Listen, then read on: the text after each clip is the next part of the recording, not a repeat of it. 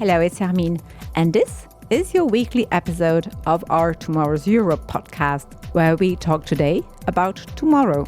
In the next 3 episodes, we'll be looking at what place the European Union could take in tomorrow's fast-changing world as our importance is fading and new players are rising up.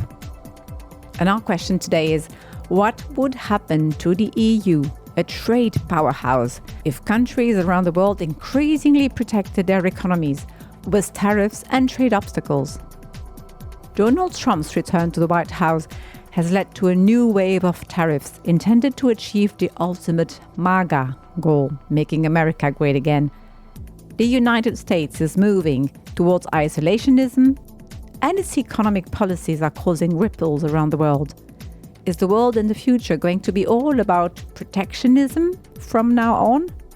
The answer to this still depends a lot on the direction the EU chooses to take, because it's still a major player on the world stage with its big single market among its member states. And its combined revenue is pretty impressive too. It's still right up there with the world's other 2 superpowers, the US and China. So what's the EU going to do about it? The thing is, free trade is deeply rooted in the EU's DNA.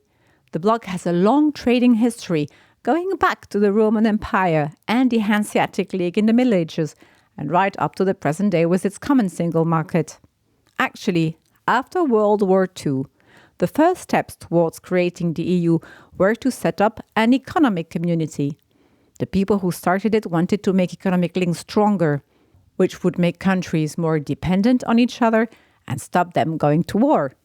This project has gradually been extended, with the EU now basically seen as the world's champion of trade liberalization. This means that the EU negotiates with other countries to get rid of trade barriers like custom duties, import quotas. The idea behind free trade is also that companies aren't supported by subsidies from the state and that the exchange is based on rules that everyone agrees on, which mean that bigger and smaller players can trade on the same level playing field. But the revolution caused by new technology and globalization, which is getting more and more complicated to deal with, has made it harder to set up a rules-based global trading system.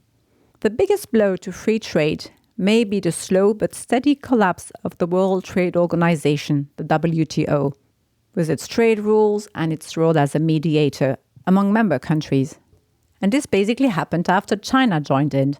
Spiros Blavukos, a professor at Athens University of Economics and Business, says that the difference between the European and the Chinese model being a state-run economy, has meant that Europe has lost a lot of jobs and investment.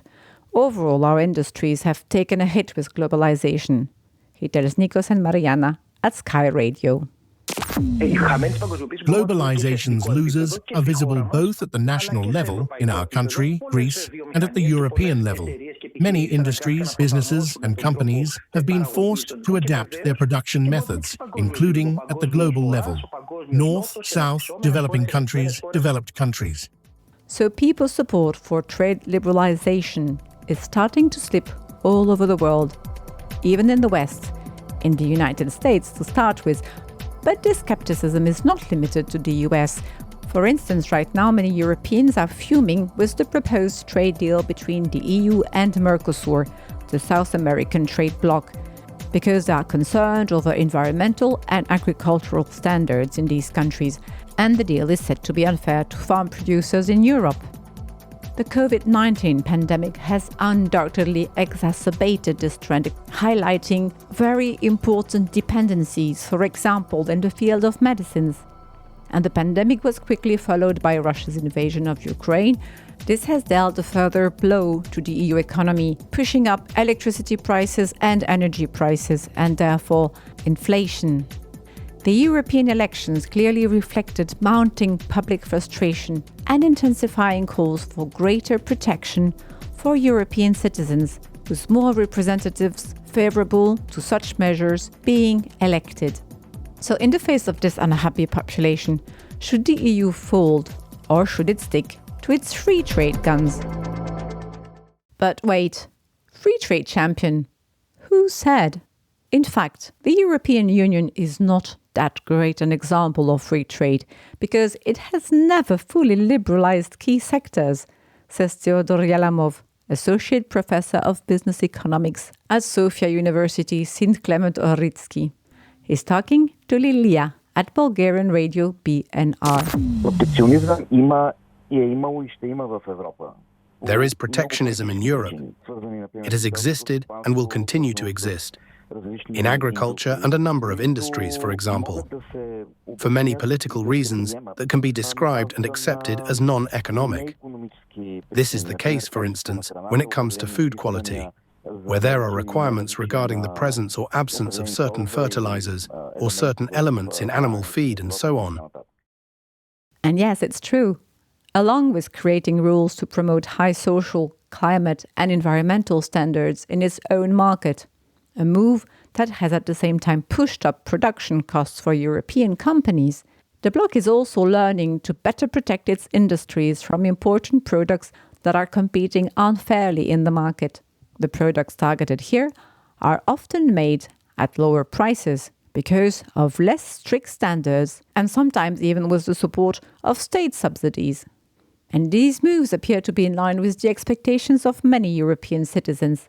A 2024 Eurobarometer survey asked people what the EU's trade policy should be used for. 35% said it should protect people, animals and plants. 27% said it should defend national security. 18% said it should protect the bloc-sensitive technologies, and 17% said it should combat climate change. Andreas Marchetti, who teaches at the University of Paderborn, explains to Sina, a German radio station AMS, that Brussels is slowly identifying strategic industries, ones it thinks are vital to the bloc's security and general well-being, and planning to protect and support them better. We must ensure that we can continue to produce essential goods ourselves, that we have them in stock, so that in the event of a crisis, which can arise very quickly, we are not dependent on the goodwill of third parties, who may not prove to be reliable suppliers or sources of support. This shows a certain tendency to take a step back and ask ourselves what skills and production capacities we really need in our own economy, our own market. This will remain a priority that we must continue to address. So this strategy basically puts a limit on how far the EU will go with its economic liberalization. In fact, you could even say that it is similar to China's more controlled approach to globalization, where it opens up certain markets but keeps a tight grip on key sectors. But even with this move towards increased protectionism, there are still calls for a more radical move, especially from the two ends of the political spectrum, the far right and the far left. Many of these parties' manifestos include promises of economic nationalism, basically the desire to protect local jobs and industries by putting up tariffs and import barriers. Many of the experts my colleague spoke to seem to agree that customs duties are a waste of time and money, especially when you think about how much money they make compared to how much it costs consumers and businesses. This is why Leonardas Marcinkevičius, who is an expert at the Lithuanian Free Market Institute, reckons it'd be a bad idea for Europe to give up on free trade and the single market or try to copy the United States. He's interviewed here by Auguste, a journalist from Žinių radijas. I'd say this would be a big mistake. If we laugh at the US and say that they are making economic policy mistakes and shooting themselves in the foot, I cannot understand why Europe would follow suit. If the US is foolish to do this, if US consumers are finding themselves burdened with additional taxes, then Europe, by introducing extra tariffs on US or other goods, will simply burden Europeans with additional taxes too. Vlad Vasile Voiculescu, a Romanian member of the European Parliament in the liberal Renew Europe group, says that rather than to isolate ourselves and raise more barriers with the world, international cooperation must be strengthened and encouraged in international institutions. Economic protectionism, isolationism, leads to armament, and armament leads sooner or later to war.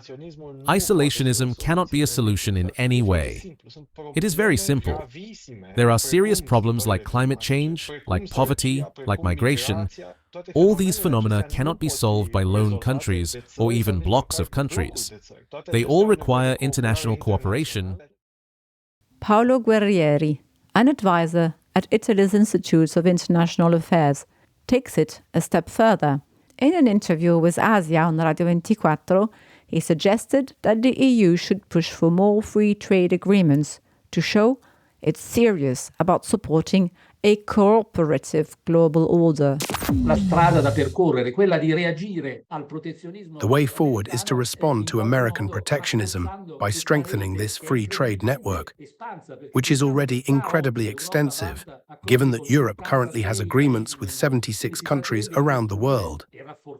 The idea would be to build on and reinforce something that could serve as a counterbalance to what will undoubtedly be a restriction of trade opportunities with the United States. In fact, the EU's free trade agreements are to some extent a means of projecting European values, standards and vision out into the world. So these experts believe the European Union should keep going with the same approach and be a shining example of stability in the world that's changing so quickly and that is so unpredictable. One last thing, before we go out to teach the world about the benefits of free trade, we should also get our own house in order. There's an embarrassing flaw in the EU's approach. Europe's own internal market is actually far from complete. Despite being worth around 18 trillion euros and accounting for 60% of our trade in goods, services and capital. Well, that's what Paolo Guerrieri thinks anyway. There are still very significant barriers to trade between EU member states themselves.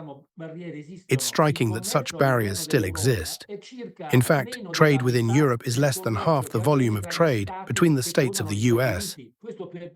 This gives a sense of the untapped potential that exists within Europe to increase intra-European trade. At the end of May, Brussels came up with a strategy to get rid of existing trade barriers. In other words, reducing barriers, simplifying, and above all curbing the administrative protectionism practiced by various member states, which in protecting consumers and health end up hindering profitable trade. But now it's up to the member states to step up. They've been the ones slowing down the full formation of the single market, and they need to resist the temptation to put up protectionist barriers if Europe is to reach its full economic potential, says Greek expert Blavukos, who we heard from earlier. We had envisioned its completion in a much shorter time frame. Here, national governments are to blame. Member states continue to erect mostly non-tariff barriers to free trade within the EU. This issue is within the Union's purview, how we can release the untapped potential we already possess. Meanwhile, Brussels should not stay passive and, well, eat up the crap it is being served. To do everything to better protect its industry from what it sees as unfair competition and practice. It's come out in the last couple of years with new instruments designed to address threats and trade restrictions from third countries. So the EU still has some options before it needs to turn to protectionism. Let's hope the leaders of its member states can agree on the best way to use them for everyone's benefit. That's me for today. You can find us online at www.euronetplus.eu with more publications on this topic. We'll be back next week with a second episode on the topic of the EU's place in tomorrow's world. And our next question is going to be, who will the EU team up with? Friend, anyone?